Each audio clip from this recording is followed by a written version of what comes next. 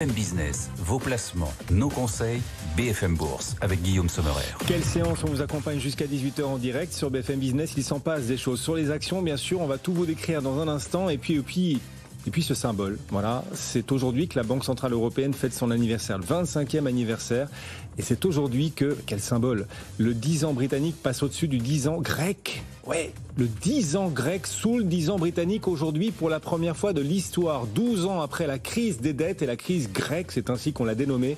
Eh bien, le 10 ans grec voit son taux passer sous le 10 ans britannique. Moins de tension sur la Grèce que sur le Royaume-Uni. Quel retournement de situation et quel symbole pour le 25e anniversaire de la Banque Centrale Européenne. On en parle avec nos experts. Alors c'est vrai que le marché salue le résultat des législatives de ce week-end, du week-end dernier en Grèce. Et puis parallèlement au Royaume-Uni, on a des chiffres d'inflation qui restent toujours plus élevés qu'attendus, ce qui explique cette nouvelle hausse aujourd'hui du 10 ans britannique. Mais voilà, les deux courbes, ça y est, les deux courbes se sont croisées, la courbe grecque et la courbe britannique. Quel symbole pour l'anniversaire de la Banque Centrale Européenne. Romain Dobry est avec nous. Bonjour Romain.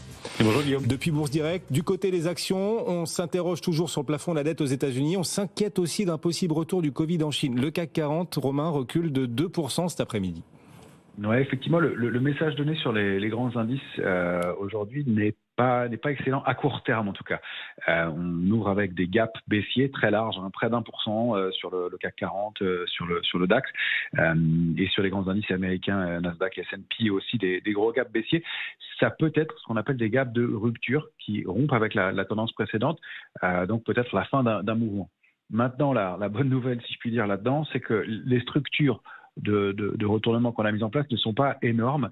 Et si on regarde la photographie globale, ça pourrait donner des mouvements de consolidation de l'ordre de 2% à 2,5% selon les indices, en plus des mouvements actuels. Alors, si on regarde précisément le futur CAC 40, donc, qui cote 25 points plus bas que l'indice CAC 40 cash, eh bien, depuis qu'on a rompu le niveau de 7250 points, 7252 précisément, la cible complémentaire, elle se situe aux alentours de 7030 points, c'est-à-dire située dans une zone entre 6994 et 7074, qui sont deux gros niveaux.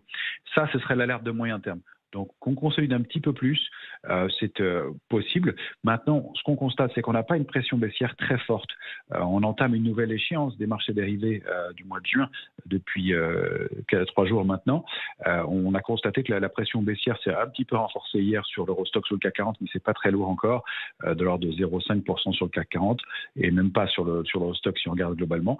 Donc, c'est plutôt un moment de consolidation, un peu de prudence, et on voit que tout de suite, dès que le marché rebaisse un peu, la volatilité se tend et les opérateurs qui étaient un peu moins couverts se couvrent. Donc le VIX est déjà repassé à plus de 20, donc en zone de vigilance à nouveau, là où on était optimiste depuis quelques temps, et puis le CAC 40 au-delà de 15. Donc on est plutôt dans une phase de consolidation assez équilibrée, si on peut dire, mais il n'y a pas d'alerte majeure, même si effectivement le message de gap baissier comme ça, c'est assez lourd en haut de marché. On va avoir du mal à les former de nouveau plus haut tout de suite.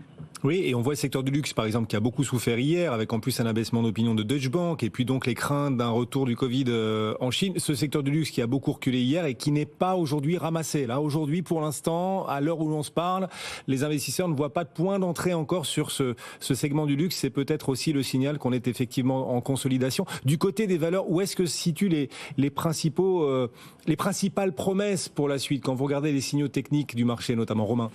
Mais effectivement, le luxe, on l'avait signalé il y a un mois à peu près, par exemple sur Hermès, on atteignait des cibles graphiques. Et effectivement, depuis la consolidation se met un peu en place. On va regarder quels sont les secteurs qui tiennent le mieux dans ce mouvement de consolidation. Alors, pour citer deux valeurs qui se comportent pas mal aujourd'hui, il y a effectivement Quadient et Morel Éperon, qui ont des structures graphiques intéressantes et qui tiennent mieux que le reste du marché. Sinon, du côté des secteurs, il y a toujours le secteur géographiquement, il y a le Japon, qui surperforme très nettement depuis quelques temps toujours, qu'on aime bien et qu'on accompagne. Et puis, il y a 3 secteurs qui ressortent un peu parmi les autres, c'est la banque, l'automobile et la finance, qui restent des secteurs un peu plus forts dans ce contexte-là à court terme. Comme vous l'avez compris, on n'est pas très pressé de rentrer dans le marché. On a fait un peu de liquidité, un peu de cash, et on attend des signaux un peu plus clairs pour revenir un peu plus, de façon plus solide, même si on reste investi globalement. Merci Romain Dobry avec nous et ses équipes chez Bourse Direct. On vous retrouvera juste avant la clôture des marchés. Vous êtes notre fil rouge, Romain. À tout à l'heure, le CAC 40 est en repli donc d'1,9%. Et Amaury de Tonquédec et son expert vous accompagneront tout à l'heure pour répondre à vos questions. N'hésitez pas, vos questions, à nous les envoyer. Bonjour Amaury. Bonjour Guillaume, bonjour à tous. On vous retrouvera donc après 18h tout à l'heure sur les réseaux sociaux de BFM Business et BFM Bourse. Oui, et je serai avec